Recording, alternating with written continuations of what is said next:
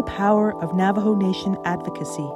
The Navajo Nation is the largest land-based tribe in the United States and has grown to cover more than 27,000 square miles that spans into the state of Arizona, New Mexico, and Utah. The magnitude of the COVID-19 pandemic and its massive harsh impacts is well known on the Navajo Nation, with a higher death rate per capita than the rest of the United States, which may have been lower if more tribal members had access to potable water. Almost 40% of Navajo households lack access to clean water. The pre-existing clean water access gaps and the water quality challenges in the Navajo Nation make it impossible to follow the CDC guidelines on COVID-19 prevention. A group of collaborating partners from dozens of state and federal agencies, along with nonprofits, universities, and philanthropies, are working together with the Navajo Nation to address water access challenges during the COVID-19 pandemic.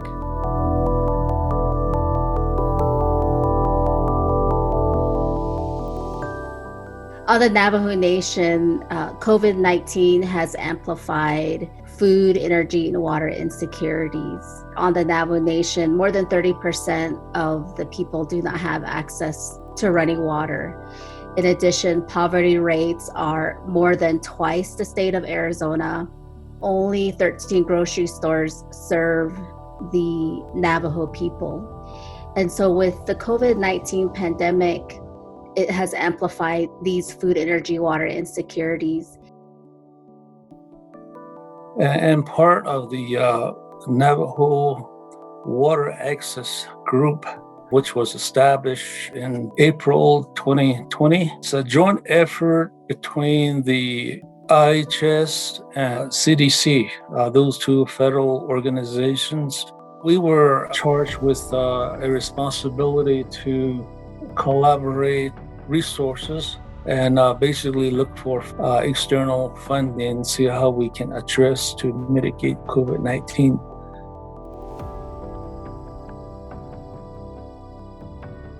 Early on in the pandemic, we know that CDC came out with the recommendations to frequently wash your hands, and that's a luxury, right? Because a lot of people on the Navajo Nation actually don't have access to running water. Giving these recommendations to families that don't have that luxury to just go to the sink and get running water and wash their hands as frequently as recommended, we launched a new effort to build and deliver portable hand washing stations to desperate Navajo families on the reservation. And now we've actually reached over 500 families that needed these portable hand washing stations. And we collaborated with several of the partners in the Water Access Coordination Group to identify families.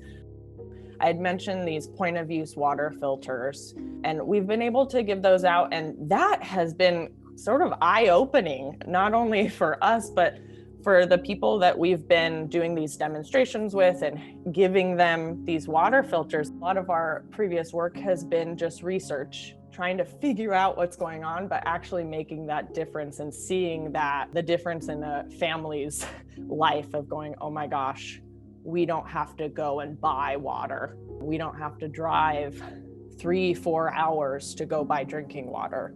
We can just filter it here and feel good about the water that we're drinking. Also through water hauling efforts, through organizations like Dig Deep, they are hauling water to different residents and being able to distribute water in a way to help people who do not have access to a vehicle to be able to haul water. I have been with the Navajo Water Project for approximately 5 years, and we do water access projects across the Navajo Nation. We started in New Mexico, and now not only are we working in the Thoreau area there, but we're also working in Dilcon and Nutsitzon on the Arizona and Utah border. Up until the pandemic, we had been doing long-term water access projects, which involved us working with families who were living off-grid, and we were installing home water systems, which are comprised of a 1,200-gallon cistern, and we would replenish these systems monthly with water deliveries. So that way the water is coming from a safe route. And what these systems do is bring both hot and cold running water into homes.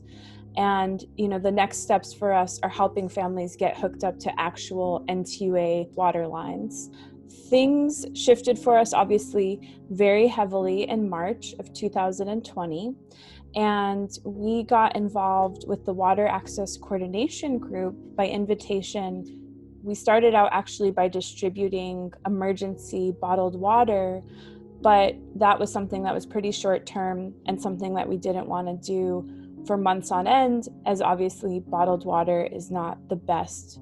Now what we're doing is 275 gallon storage tank drops and continuing to replenish those with water.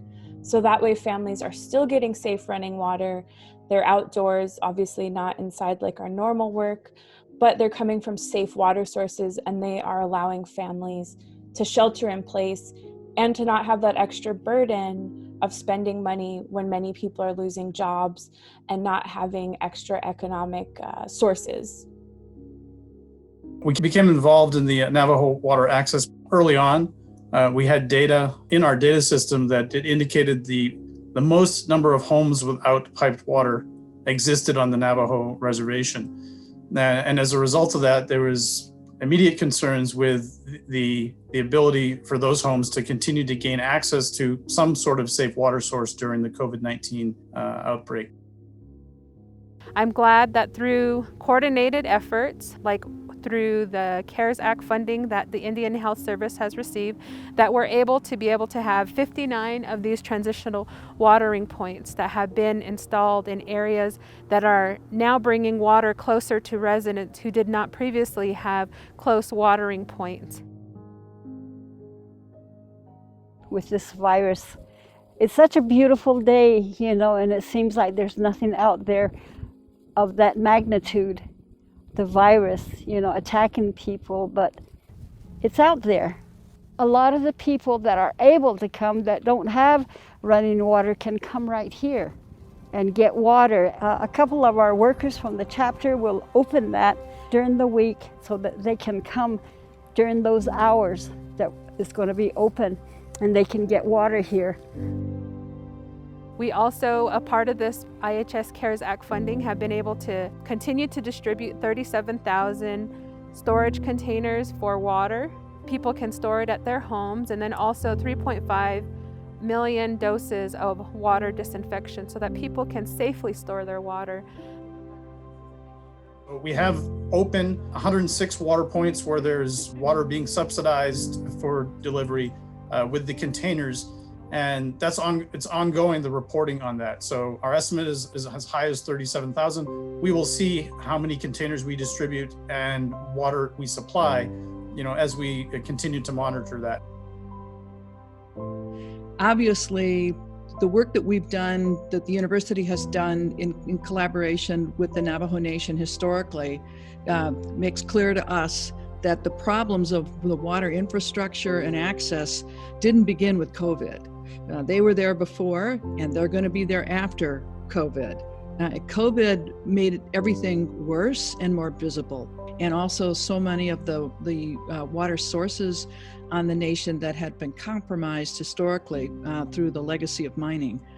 We think of COVID as having amplified and aggravated something that's been a problem for a long time. And the teams have been very conscious of trying to address both the short-term needs, but to be thinking about systemic long-term needs at the same time. In the Water Access Project on the Navajo, we specifically termed the new water points as transitional water points because they are not intended as a long-term solution. They are a transition to something better that we hope to work together with the tribe to identify what that is. And we're in the process of that right now. The level of urgency associated with the Water Access Project is important, but frankly, it shouldn't have taken this to get us to this place. People living without water in their homes is an emergency every day. This is a lesson learned that we don't have to revisit another national pandemic to kind of get this level of collaboration, that we will just take what we've built right now and begin to kind of strengthen that and codify that as this is the way things should work. For those people that are just too far away from a system, to make it practical and extend, miles and miles and miles of pipeline to them, they're often given what's called a cistern system, where they have a 1,000-gallon tank in the ground. They still have to haul water, but if it can be powered up, can pump into the home. They can have plumbing, they can have a wastewater outlet, and they can try to get a semblance of normalcy in the home, but they still have to have a clean source of water. There are many homes that could benefit from a cistern system that would provide indoor running water. By adding on-site wastewater disposal through installing septic tanks and drain fields, these homes are able to have complete plumbing facilities that include bathrooms and kitchens. The Indian Health Service, with the support of the United States Public Health Service Commission Corps, assisted the Navajo Department of Water Resources by collecting data needed to design and install cisterns, septic tanks, and drain fields for these homes. But we need to check the soil to see how well it will drain, because that'll determine how big or small we make the field. You wet the soil, you'll find, and if you can hold it in a ball, it's not sand. We also mark out if there's a clean out that shows that there's an existing bathroom inside. We'll mark where the clean out is located. We'll identify a spot for the cistern. We want to make sure that somewhere that the homeowner can pull up to and readily fill with water. And I think what would be really awesome is post-pandemic, and when things start to slow down, if this sort of group can continue to work together in this kind of collaborative nature. Normally these different types of group of people wouldn't really work on a project together like they did with the WACG. How that sharing of information or sharing of what work was being done or what work was thought about being done, how that kind of communication can really continue the enhancement of addressing water access on Navajo. We have over mapped to date 521 abandoned uranium mines across the Navajo Nation, and it's important to think about how those abandoned uranium mines impact the water quality as well. And so through these partnerships, we're able to think about technologies that can address different water quality issues. We're able to partner with people to be able to address infrastructure across the Navajo Nation, and it's important to think about, through these collaborative efforts, we're able to do more together. It's been a complete honor on my part to be able to have been invited in to the Navajo Nation to assist with this problem, and I feel kind of privileged to be having been at the seat to be able to help to direct this work. We're hopeful again that we have the team. We learned from all the various organizations that helped out. Kudos to all of them for doing that, direct services being given. Those organizations that have actually used those dollars that are coming in for the Navajo people to improve their quality of life, thank you so much for the awesome work that you all have done in partnership with the Navajo Nation government. We've been really fortunate to be a part of this big effort, and it's been something that I know is not just going to end when the pandemic ends, but it's going to be something that carries out throughout our work over the next years to come. The water issue is no short-term problem that can be fixed in a matter of months, no matter how much money you put towards it, that these are really long-term problems that need long-term solutions. And if a group can keep the energy to have the desire to work together like it was shown these past few months, I think that there's going to be a whole range of possibilities and projects that will be enhanced by that kind of effort. We're on the IHS project, so we have 56 homes. That's where the sewer line connection is right here. That's the clean out, and then we went from there, excavation through here, and we got the septic tank in. So we looked at their needs list. There was like over 800 homes that had been deemed feasible for a cistern system, but had not been funded. We looked at that. We came up with some criteria about the worst needs, those that also need plumbing, and we pared it down to about 339 that met the criteria. Then we gave that to NECA and said, how many physically can you get done within the target time frame? The time frame was August 1st to the end of the year. They came up with 150 that they felt they could construct. We got out there moving and we were able to complete. We have a target of completing about 108 of those at this point. There's about 80, I think there's 90 of them that are in service right now. They're functioning. Everybody liked the partnership. We worked closely with the Division of Community Development because they were using their CARES funds to build the additions and the plumbing, and those were paired up with the homes that we were serving. So those projects were going simultaneously, but they're being very closely coordinated so that we got a particular home, all the pieces that they needed. I think the Navajo Nation Water Access Coordination Group is an excellent model that supports collaboration with Navajo Nation entities so that we can collectively bring our resources and our data and our minds together to address a pressing need, especially during this pandemic with the lack of access to water. And so there's a need for that quick mobilization, emergency response. And I think it was an excellent model to do that quickly, to bring together collaborative partners with the Navajo Nation that can talk about these pressing needs on a really quick pace and to address this immediate need. So look what we're going through. Sandstone, lime, and they're all different types and layers. So all the homes we went through, they're all like this. It's really hard on the equipment. So right now, the Wagner maintenance guy, he's working on that equipment now. And then he's going to be working on this one again. That's what we're waiting on right now.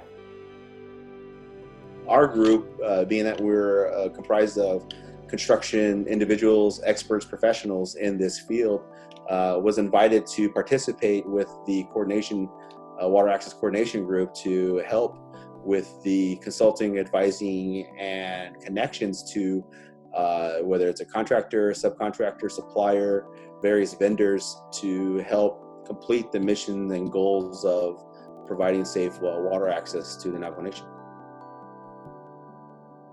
Here we installed the cistern tank, water, fresh water, and then the septic tank, then the drain field, and then the solar panel.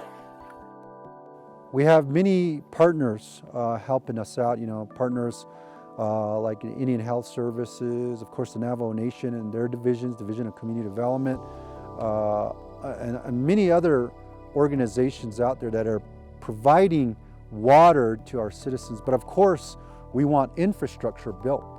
I mean, if an organization is hauling water for a family, that's going to have to continue unless there's permanent infrastructure.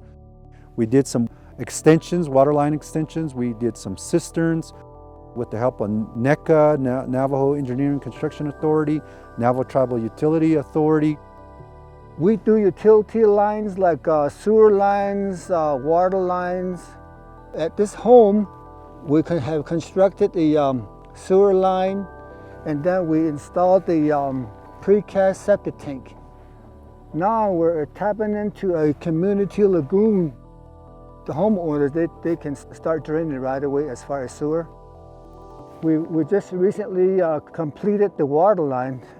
It comes off the main line on that side, which goes to the water tank up here.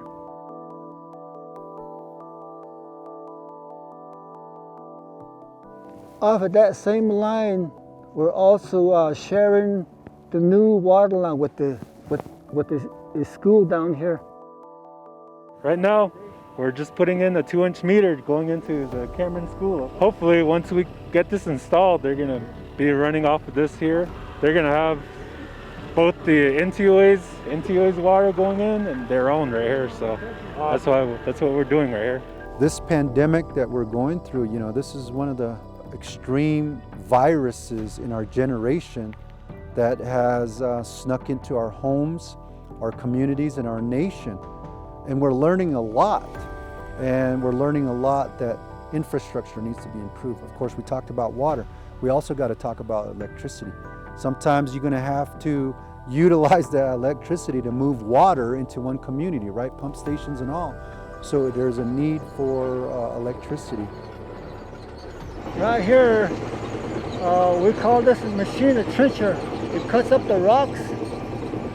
What he's doing now is he's cutting a trench to bury the power cable underneath this power line.